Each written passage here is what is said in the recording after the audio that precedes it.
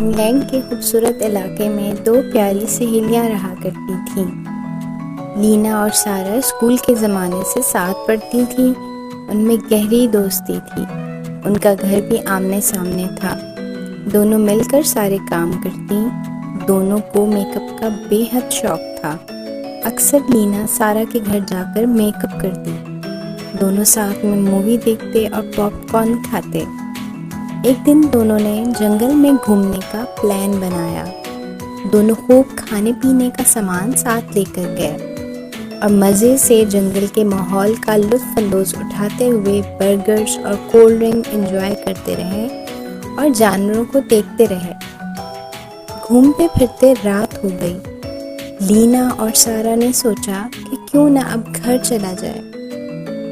دونوں جنگل سے باہر جانے کا راستہ ڈھونڈنے لگے، لیکن ان کو راستہ نہ مل سکا۔ وہ دونوں پریشان ہو گئیں۔ قریب گھنے درخت پر ایک کوا جادوئی ٹوپی پہنے بیٹھا تھا۔ لینا اور سارا کو دیکھ رہا تھا۔ کوا ایک جادوگر تھا۔ اس نے اپنے جادو کی مدد سے سامنے جنگل سے نکلنے کا راستہ بنا لیا۔ لینا اور سارا حیران رہ گئے اور سوچنے لگے کہ آخر اچانک سے راستہ کیسے مل گیا۔ دور درخت سے تیز روشنی آتی ہوئی دکھائی دی۔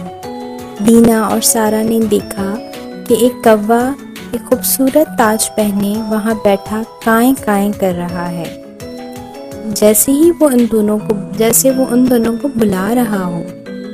وہ دونوں ان کے پاس گئیں تو کوے نے کہا کہ میں آپ دونوں کو پریشان دیکھا تو سوچا آپ کی مدد کروں۔ میں جادوگر کوا ہوں اور اپنے جادو کی مدد سے ہر کام کر سکتا ہوں۔ جنگل کے جانور میرے کالے رنگ کی وجہ سے مجھے ناپسند کرتے ہیں۔ آپ مجھے اپنے ساتھ لے چلیں۔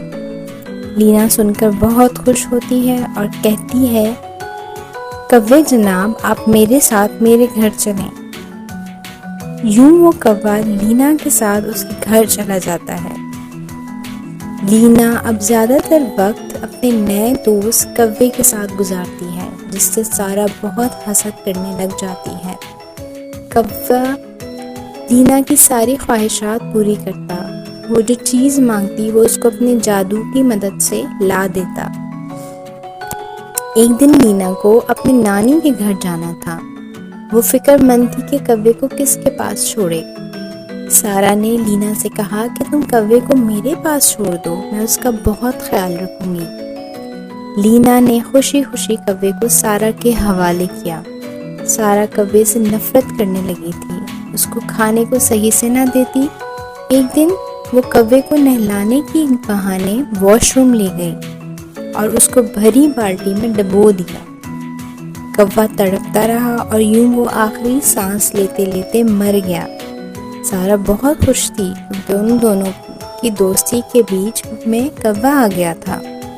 لینا واپس آئی تو سارا اس کو دیکھتے ہی رونے لگی اور اس کو بتایا کہ تمہارے جانے کے بعد وہ بہت بیمار ہو گیا تھا۔ میں اس کو ڈاکٹر کے پاس بھی لے کر گئی، لیکن وہ ٹھیک نہیں ہوا اور مر گیا۔ لینا کی حالت خراب ہو گئی۔ وہ اپنے پیارے دوست کی جدائی کو برداشت نہیں کر سکی اور کئی دنوں تک کمرے میں بند رہی، نہ کچھ کھاتی نہ اپنا خیال رکھتی۔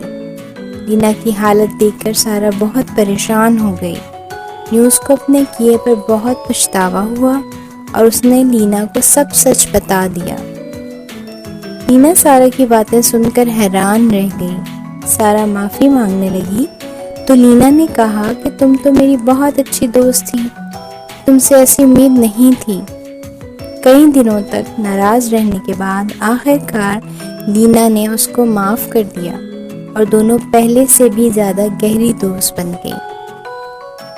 سارا نے لینا سے وعدہ کیا کہ وہ آئندہ اپنی دوستی پر شک نہیں کرے گی۔